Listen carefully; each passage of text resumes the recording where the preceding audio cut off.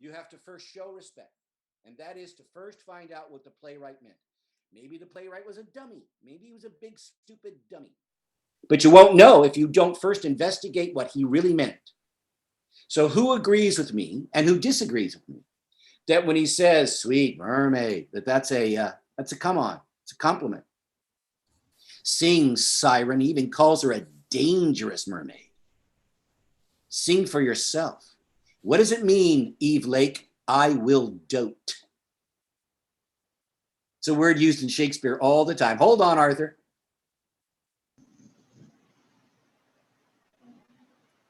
I will dote. What is that? What does dote mean? Are you looking it up?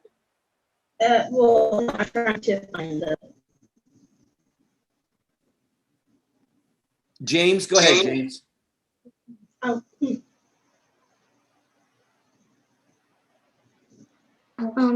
it means like. Say it again, James.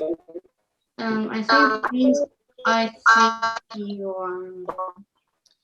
are. Eve, do you have it now?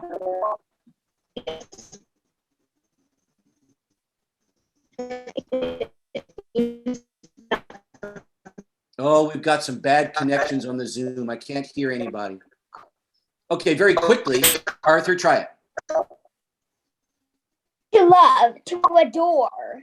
Oh yeah, it's not only to love, because love has a lot of honesty and simplicity and groundedness. Love is truly a really grounded thing. But this is to dote. So now you can think of it like this. Yes, my lovely siren. Yes, my mermaid. Anything for you. He's doting on her. What do you want me to do? You want to go do something? I get something for you. I get something for you. You want me to go do that? I can do that. I can do that for you. Right? He's doting on her, putting all of his energy on her, which really isn't healthy. That's a really distorted love. Okay, let's continue. Christina, would you read Spread O'er and read To Die?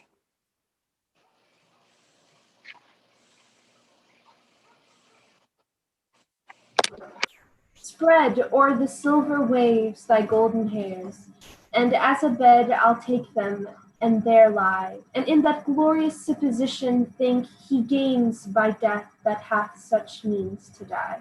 Oh gosh, it's beautiful. Oh, it's beautiful, guys. Don't you wish boys talked like this, girls? Instead of, yo, what's up? What it is? What's down? What's going down? What's up? Yo. Look it up. Yo, yo. They don't even talk anymore. They just send you a text. Boys don't talk to girls. Boys don't ask girls out. They send each other a text. Sup? Yo. I feel so bad for you girls in this generation. Boys don't have to be gentlemen anymore. And you say, well, we're progressive, we're moving on, we're growing as a people. Yep, no question. We're going to Mars. Elon Musk is going to take us to Mars. Your generation is going to see that. Fantastic. What a lucky lifetime to be alive. We've had all these troubles for these 6, 7, 8, 9 months. People being locked down and people can't go, Broadway being shut down. During all of that, Elon Musk was still going to Mars. So when I think of the people who really lead us in the world, I don't think of politicians, and I sure don't think of actors in Hollywood. I think of our scientists and our engineers. There's Daniela. Nice to see you, Daniela. Yeah, nice to see you. Where are you calling from, Daniela? I'm calling from Washington, D.C. Oh, how wonderful. We are reading from the Folger Library, which is in your hometown. Oh, really? Yes, it's on the mall, down by the Smithsonian and all of that. You're so lucky. You live in the town where the world's greatest collection of Shakespeare exists. You're very lucky as an actor. Congratulations. Okay, so Daniela, since you're there, I know I asked somebody else, but I want to, she hasn't spoken yet. Would you read Spread O'er the Silver Waves? All right. Spread o'er the silver waves thy golden hairs, and as a bed I'll take them, and there lie. And in that glorious supposition think, he gains by death that hath such means to die. Let wow, cut right there, right? Just those 4 lines. Okay, everybody. What did he just say to the girl? First of all, what's silver waves? Anybody know? Arthur?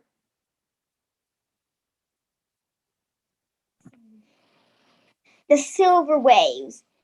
The ocean. Yes, because he's still making the analogy, or excuse me, the metaphor of what? That she's a what? Mermaid. She's a mermaid. So Shakespeare's character is staying in his metaphor. He's calling her this mystical creature. And since mermaids swim in the ocean, he now makes another reference to her home. Spread o'er the silver waves of your home, your own golden hairs. So what color hair does she have, everybody? Blonde hair. She's a blonde. She's a Hollywood blonde. Okay? Right. Blondes have more fun, right? And he says, as a bed, I'll take them and there lie. He will lie down floating on her hair, which is floating on the ocean waves. Isn't that beautiful? Is it? Or would you rather hear a guy say that to you, or would you rather hear a guy say, yo, sup? Sup?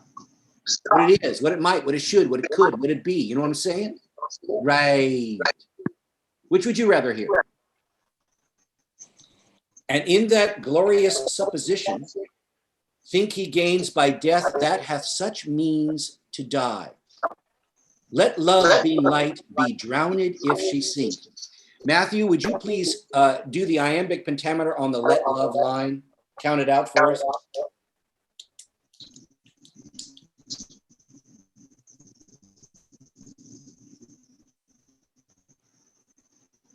Unmute, Matthew. Could you repeat, please? Sure. Would you count out in iambic pentameter, let love? Everybody stay on script. Ready? Matthew, you ready?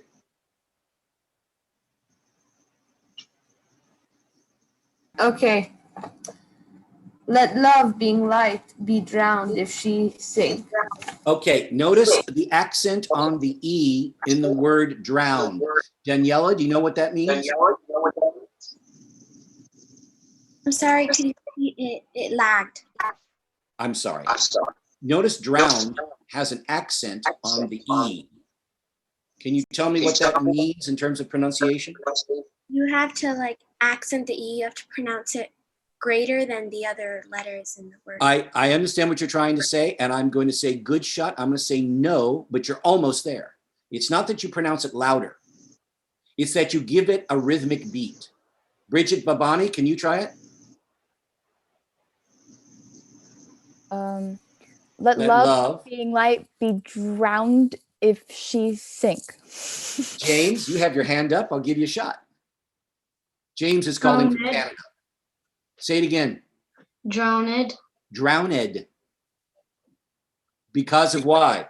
Let love being light be drowned if she sink.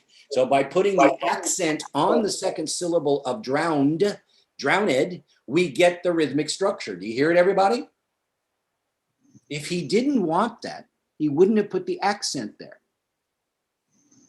Now remember, this is a descendant copy of the original 4 quartos, or the original 4 folios called the quartos. And the folios are the collected works of Shakespeare.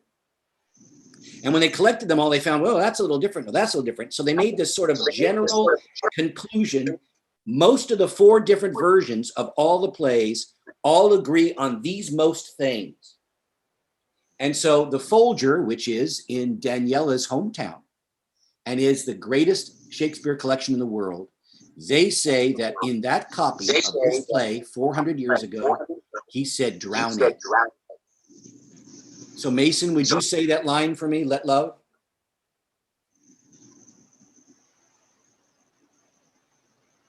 Everybody stay on script, everybody.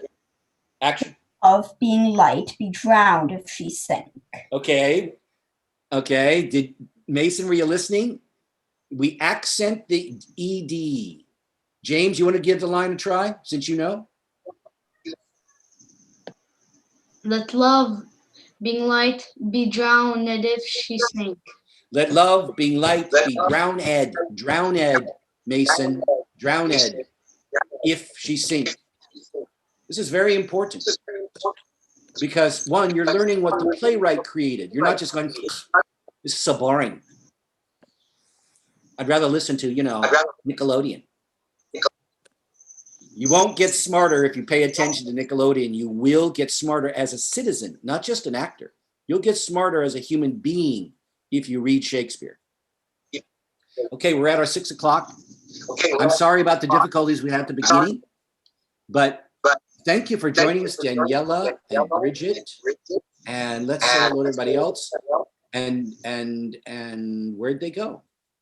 Eve Lake. It looks like somebody, a Cat. I never got to say hello to Cat. Georgina Vasquez, hello. So please join us next week. We will not have a class on Thanksgiving. It falls on a Thursday. So please join us next week. Please go to my Facebook page. Could somebody type in or put in my Facebook page? Maybe I can do it. And you can all become Act True friends. And you will see the announcements for the next class and all of that. We're going to put it in the chat.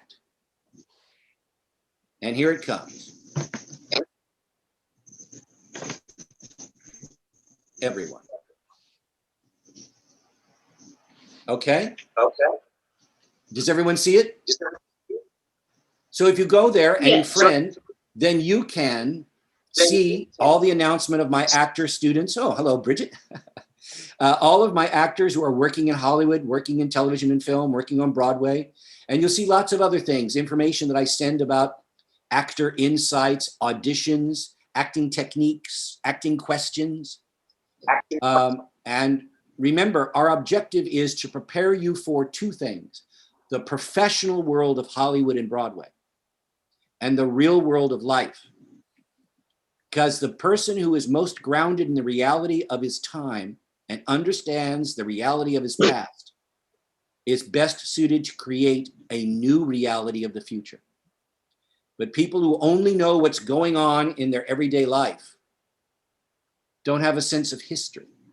So they can't really guide themselves to create a future. And that can include your art. If you don't know the great plays of the past, you'll be writing and going, wow, look what I've come up with. And people will go, yeah, but it's already been written. What do you mean? Tennessee Williams wrote that. Oscar Wilde wrote that. You must know your history of your art and history of your nation or culture so that you can actually be more informed about where you're going in your future, artistically and civilly as a citizen. It says Gambia population is 2 million. I don't know why Matthew sent that, but thank you, Matthew. What are you guys writing? I don't have Facebook. Okay. Tu mauvais. Tu es un shot tu mauvais. That must be Mason. Mason speaking French. You see that, James? James speaks French. He's from Toronto? No. Where are you from? Laval. What did he say? Laval. Laval. Okay, so that is in Quebec, which is the French-speaking province? I guess. Okay. So that's very interesting, everybody speaking French. No wonder you guys don't know what I'm doing when I call on you. You guys are having all these conversations in chat behind the scenes. You're distracting yourselves. Stay on the text. The reason why we were talking in French was because Blaise said that he thought that me and Matthew were twins. So I screamed at him in French, and Mason helped me scream at him in French. Well, thank you. I'm glad you're all uniting. Daniela, make sure you and your family go to the Folger Library as soon as you can and go see the greatest collection in the world. And Eve, thank you. Bridget, Daniela, James, thanks everybody. Bye. Bye. I love these. Bye. Thank you. Thank you. Bye. Thanks so much. Bye. Ah, Yes. Are we all still here? yeah, and he's got And he left. So then who closed the meeting? Who closed the meeting? The meeting should have been closed when you left. It automatically closes. No, Dominic Giannetti is the host. Oh.